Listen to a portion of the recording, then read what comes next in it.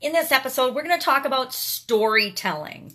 Sharon Horne-Ellstrom here, but you can call me Pajama Grandma. In case we haven't met yet, go ahead and put hashtag pajama in the comments below so know it's the first time you're being exposed to the Pajama Grandma.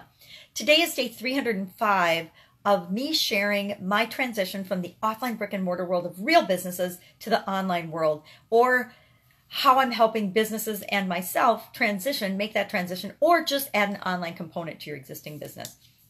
As part of that, I've mentioned I'm doing a women's summit, doing a lot of work on that, but I'm also doing a couple projects of my own. And one of those projects is involving getting 5,000 visitors. They don't have to be customers, but 5,000 visitors to a landing page or a website or a place. It could use this for anything, but I'm doing it for what's called a funnel, the first page of a funnel. It's called a lead magnet, and where I teach people the 5 best ways to get customers for free.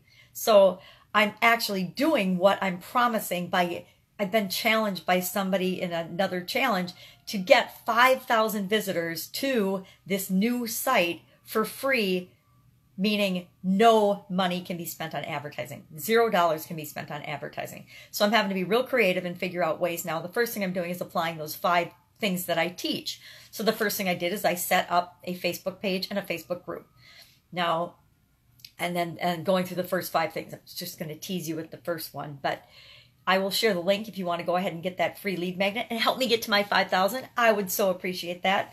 But part of what I'm learning and realizing about myself, and it hit home today as I was doing my supersized business video, it's about storytelling. And how some people are just awesome natural storytellers. I think of my sister. My youngest sister is an amazing storyteller and timing person. She can always tell a joke. I remember when we were in high school, she would always share the joke of the day with my dad every morning. And that started when she was just a little girl, because she's 4 years younger than me. And she would always tell the joke of the day. And then she worked at a comedy club that my oldest sister, owned for a while. And she managed that. And she was around a lot of comedians, and she's always had this incredible sense of timing and the ability to tell a story that is just incredible. My grandfather had that. And so there have been people in my life that have that. And then there's me.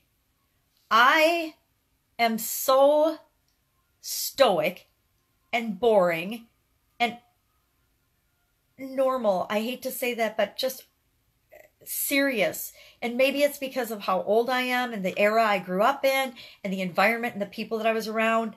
But I am having to literally work at and practice telling stories and becoming a better storyteller.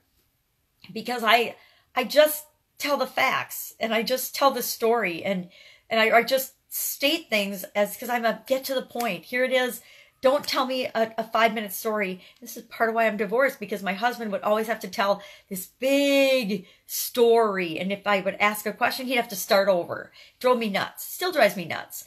And so it's really a stretch for me to figure out, how do I tell stories and incorporate stories into the information that I share so that people understand where I'm coming from, and so that they get the story, so that they understand the emotional impact and the trials and tribulations and things that I've gone through. Instead of me just saying, well, I had a sudden cardiac arrest and died, and I'm happy to be here. Okay, that's not a very compelling story, right? But actually, somebody that's been dead and is still here talking to you is a pretty cool thing. So I need to find a way to share that with people in a way that is a lot more compelling than my deadpan, straight to the facts, engineering brain wants me to share things. So I'm actually working on learning how to become a better storyteller. And that means I have to practice. I have to practice a lot. So on my videos, you'll probably see me practicing telling stories a little bit more, adding examples. I'm cool with adding examples and case studies, but I'm not very good at, how do I make it a story? How do I make it something that other people can relate to? Because the only way you remember something is if it's something that you can relate to. Our brains think in pictures and experiences. And that means emotions and energy. So we have to find a way, I have to find a way to tap into, number one, my own emotions and my own experiences, my own energy, in order to, and where I was in a certain situation and how I reacted to it, to be able to convey that and share that with other people. It's a stretch for me. I'm going to tell you, it's it doesn't come naturally for me. It's going to take a lot of practice and a lot of actual concerted effort and planning, kind of like becoming a decent speaker. In corporate America, one of the biggest things I was afraid of, just like everybody else, is having to give presentations and speeches in front of, my peers and then direct reports and people that work for me. Initially, I was scared to do that, but I knew it was a skill if I was going to be successful in my corporate career that I was going to have to acquire and achieve. So I learned how by practicing and practicing and practicing to do a great job giving a presentation and giving a speech. And then it got to the point where I actually loved doing them. I finished my corporate career as the vice president of quality, and that meant I had to talk to and interact with people at all levels of inside and outside the organization on all topics that had to do with every function in some really big businesses. And I needed to get comfortable with being able to talk to anybody. So I kind of got to the point where I can talk to anybody and everybody about just about anything here's the trick. You just ask questions and listen. If you ask questions and are a good listener, you can talk to anybody about anything. If you're more interested in other people than you are in spewing your own crap, people will automatically open up and like you. I learned that in journalism. When I was in high school, I was a journalist. I was the editor of my newspaper, in college too.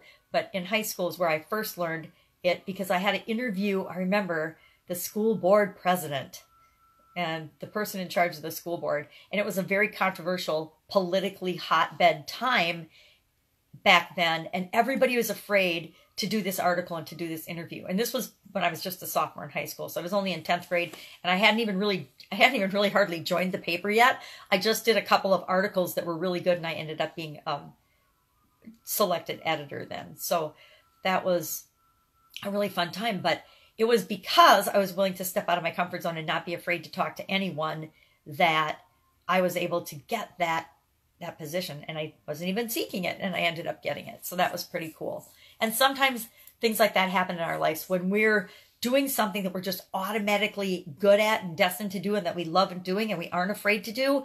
We shine in that area, and we get accolades, and we get promotions, and we get to do things that we never even imagined were possible for us. So storytelling is going to be something that I'm practicing over the next, it might take me 2 years to figure it out. It might take me 10 years. Does it matter? No. However long it takes me to figure out and get better and good at it, that's what I'll do, because I know it's a skill, and it's a skill. Guess what? None of us are born knowing how to do anything, and none of us get to take it with us. So everything we do, I personally believe that anybody can learn to do anything that they want to. If your desire is strong enough, you'll find a way to figure out how to make it happen in your life. Now, naysayers will say, no, that's not true. It's not possible. And I will say, absolutely, there's things in my life that I've wanted to do. Since I lost my vision, I can no longer play tennis. I used to love playing tennis. I love playing tennis. And I tried for about, at least 5 years to play tennis with only one eye. I can't see out of my left eye. And if you've watched me at all, I use a magnifying glass to see out of my right eye and to do just about anything. Love this magnifying glass, by the way. My favorite, I got to get another couple of these and have them around the house, because once you find a favorite tool that helps you do things that you're struggling with, you love it, and you want to have one everywhere in every room in the house. An aside, tennis. So I tried to play tennis for a lot of years after I lost my vision, and it was really frustrating. And I finally decided that I love tennis. It's a part of my past, but I'm not going to continue to struggle trying to do something that whenever I go to swing at the ball, I miss between 3 and 4 feet.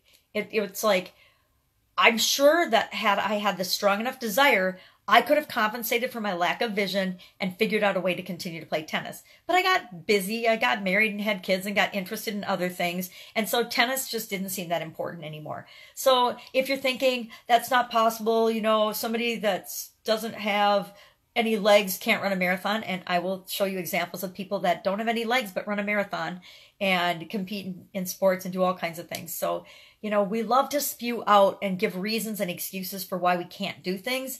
But I'm going to tell you, my dad taught me there's no such thing as can't, and I 100% believe him. There's, I don't want to, I won't, I'm not going to try, I don't want to put forth the effort, it's not that important to me, it's not a priority for me.